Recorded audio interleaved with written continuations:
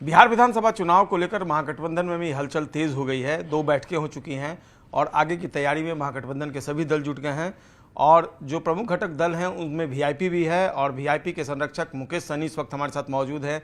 किस तरह की तैयारी चल रही है विधानसभा चुनाव की? बहुत ही अच्छा तैयारी है। सभी पार्टी का अपने स्तर पे सबका अपना अपना तैयारी है। हम लोग तो हवाबाजी वाला पार्टी है नहीं, हमारे पास संसाधन है नहीं। हमारे जो विचार जो है गांव-गांव में लोग खड़े हैं। हम लालू जी को जानने पहचानने वाले, मछली मारने वाला, ये लोग मानते हैं कि हमारी सरकार कैसे बने, इसके लिए वो लोग काम कर रहे हैं। हम लोग भी समय समय पर सबसे पर्सनली मिलकर कनेक्ट करते हैं। हमारे पास तो संसाधन नहीं है, सरकारी पावर तो नहीं है कि मोदी जी आएंगे तो खाली रिकॉर्ड कायम करना कि सबको ज़बरदस्ती उठा के ले आना। लोग माने या ना माने, ज़बरदस्ती बीडीओ साहब को बोलकर, जीविका दीदी को बोलकर, इतने धूप में गर्मी में नहीं आओगे तो तुम्हारे साथ नुकसान हो जाएगा, धमकी देकर ज़बरदस्ती उठा के लाते हैं और उससे और नुकसान होगा। क्योंकि देखिए, आप हवाबाजी की बात करेंगे, हवाबाजी नहीं करते हैं, लेकिन वाल्मीकि नगर में जो आपकी पार्टी की बैठक हुई, आप लोगों ने 60 सीटों पर चुनाव लड़ने का फैसला लिया गया। इसका बेस क्या है? बेस क्लियर है जी। आप बताइए कि हम अकेले चुनाव लड़ते तो 30,000 वोट लाते, क्या छोटा वोट है? 15-17% वोट है। हम अकेले लड़ते 25,000 वोट लाते, ये छोटा वोट है? तो पार्टी के पास इतना जब वोट बैंक है, हम जब सरकार बना सकते हैं तो उस सरकार में हमारी हिस्सेदारी होना चाहिए। तो मतलब आप मानते हैं कि आप बार्गेन करने की स्थिति में हैं? बिल्कुल बार्गेन नहीं कर रहे हैं। हमारे सब पार्टी का एक अपना ब्लूप्रिंट होता है भविष्य के लेके। भारतीय जनता पार्टी का ब्लूप्रिंट है, बिहार में ही आके घोषणा किए थे उनके जेपी नड्डा साहब की, देश में जितने भी क्षेत्रीय पार्टी है उसको खत्म करना है। तो उसी तरीके से हमारी पार्टी का एक ब्लूप्रिंट बनाया है कि भाई भविष्य में हमारी पार्टी कहाँ दिखेगा। तो इस बार हमने टारगेट सेट किया कि हमारी पार्टी को 60 सीट पे हम लोग चुनाव लड़ेंगे, बाकी सहयोगी लड़ेंगे। वीआईपी पार्टी का डिप्टी सीएम होगा, ये हमने टारगेट सेट किया और भी बहुत सारा घोषणा हमने किया। 60 सीटें आपको मिल जाएंगी लगता है, क्योंकि कांग्रेस भी एक तरफ है और एक प्रमुख दल है कांग्रेस। 70 सीटों पर पिछला चुनाव वो लड़ी है, तो 60 सीट अगर आपको महागठबंधन देगा तो फिर कांग्रेस को क्या देगा? दूसरी जो लेफ्ट पार्टियां उनको क्या मिलेगा? आरजेडी को क्या मिलेगा? देखिए, हमारे पास सीट 243 है जी और पर्याप्त सीट है। जी। सभी हमारे घटक दल ईमानदारी से अगर सीट डिस्ट्रीब्यूट करेंगे तो निश्चित तौर पे सभी को भरपूर सीट मिलेगा, उम्मीद से ज़्यादा सीट मिलेगा। मतलब आप अधिक और कम में भी विश्वास करते हैं? कम पर हाँ, मतलब गठबंधन में बैठेंगे, 2-4 सीट कम ज़्यादा मेरे लिए कोई मायने नहीं रखता।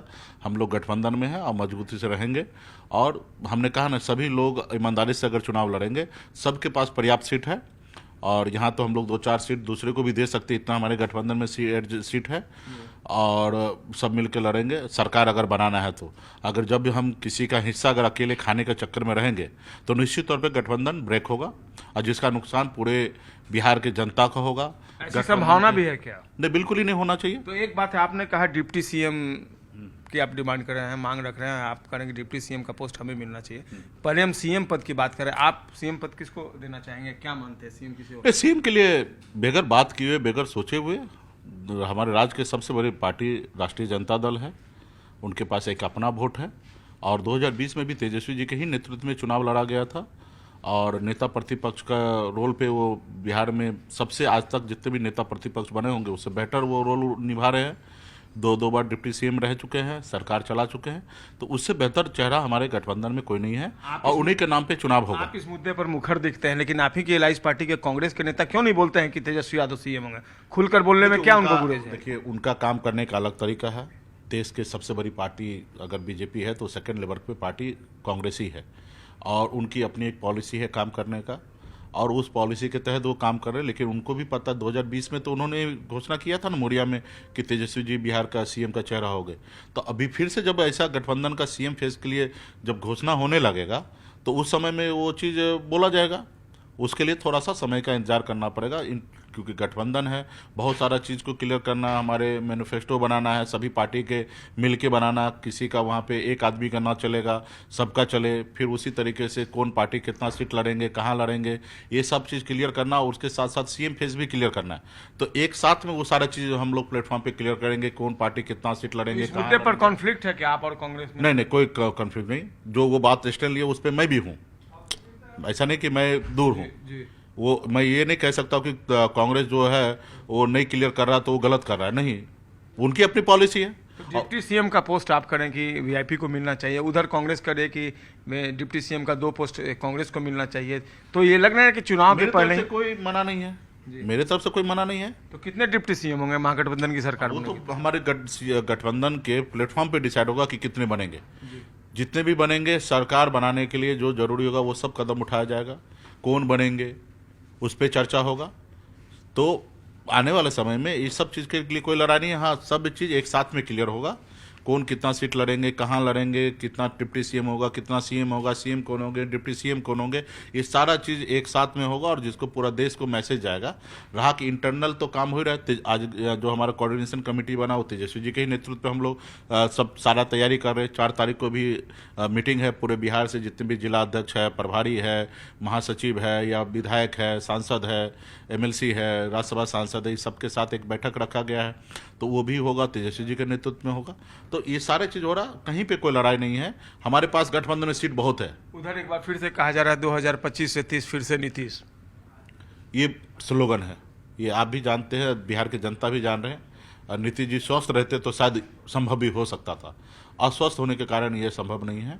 लोग अभी मान लिए कि अभी जब सरकार नहीं चला रहे, जब वो मुख्यमंत्री रहते हुए सरकार को खुद नहीं चला रहे, सही से स्टेटमेंट नहीं दे रहे हैं, सही भाषण नहीं दे रहे हैं, तो आगे क्या करेंगे। तो इसलिए अभी सब लोगों को मालूम है कि ये सिर्फ इनके नाम पे हो रहा है, लेकिन जब सरकार बनने का नौबत आएगा, ऐसे तो आना ही नहीं है, और अगर आता है तो नीतीश जी तो सीएम नहीं रहेंगे। तो ये बात सब तमाम जितने भी SC ST OBC है उनको ये बात पता है। तो इसलिए इस बार कोई रिस्क नहीं लेंगे। सभी लोग महागठबंधन में, यहाँ पहले से OBC क्लियर है कि एक पिछड़ा का बेटा सीएम का चेहरा क्लियर रहेगा। तो सभी लोग हम पे भरोसा करेंगे, हम लोग पे भरोसा करेंगे। और 20 साल हो भी गया है और 2012 तक नीतीश जी काम अच्छा किए। मजबूरी है नाम भुनाने की नीतीश जी की भाजपा को? हाँ, मजबूरी है। और नीतीश जी भी नहीं चाहेंगे कि उनको अभी ऐसे यूं ही छोड़ दे। जब जहाँ 12 को सांसद उनके पास दिल्ली में, उनके सहयोग से दिल्ली का सरकार चले, वहाँ भला नीतीश जी को कैसे साइडलाइन कोई कर सकता है? चुनाव के बाद नीतीश जी एक्सेप्ट कर लेंगे अगर उनको सीएम पोस्ट पर नहीं रखा जाएगा तो? चुनाव के बाद तो उनको बहुमत ही नहीं आ रहा है। अच्छा, तो क्यों एक्सेप्ट, क्या मतलब, बनना ही नहीं है उनको सीएम। तो इधर तेजस्वी जी को बनना है। अगर संभावना बन जाए? कोई संभावना नहीं बनेगा, कोई संभावना ही नहीं बनेगा। मतलब आप उनको कहीं पे जाइए, आप सर्वे लेके चलिए, मेरे साथ घूमिए, कैमरा को बंद कर दीजिए, पता कीजिए सब जगह। आप जितने भी मीडिया के भाई है वो भी बोलेंगे कि नीतीश जी का इस बार सरकार नहीं बनना है। हाँ, तबीयत स्वस्थ रहते तो कई बार वो जीत मैदान को साफ कर चुके हैं, चाहे जैसे भी किए हों। नीतीश जी के, लालू जी के साथ जाके मैदान को साफ किए हैं। तो वो अगर स्वस्थ होते तो नीतीश जी एक बड़ा खिलाड़ी राजनीतिक तौर पे रहा। सवाल, 60 सीटों पर चुनाव लड़ने का दावा कर रहे हैं, ऑनेस्टली बता दीजिए कितना पर मान जाइएगा? ये देखिए, मनाने वाला अब मानने वाला, हम दोनों आपस में छोटा भाई बड़ा भाई हैं, और जितने भी सहयोगी हैं सब हम लोग एक हैं। और कम ज़्यादा जो भी करना रहेगा कर लेंगे, कोई इसमें बहुत बड़ा बात नहीं है। और ये विचार की राजनीति है, विचार के साथ चलेंगे। बहुत बहुत धन्यवाद बात करने के लिए। मुकेश सहनी जी हैं, और हालांकि इन्होंने माना कि 60 सीट पर चुनाव लड़ने की मंशा जरूर है, लेकिन महागठबंधन जिस तरीके से इंटैक्ट है, सीट मायने नहीं रखता है। आने वाले दिनों में महागठबंधन की तीसरी बैठक होने जा रही है और 4 मई को यह बैठक पटना में बुलाई गई है। देखना होगा कैसे आगे रणनीति जो है वो बनती है और किस तरीके से महागठबंधन एनडीए को आगामी विधानसभा चुनाव में टक्कर देता है। कैमरा पर्सन मनीष जुनेजा के साथ संजय कुमार, न्यूज़ 18 पटना।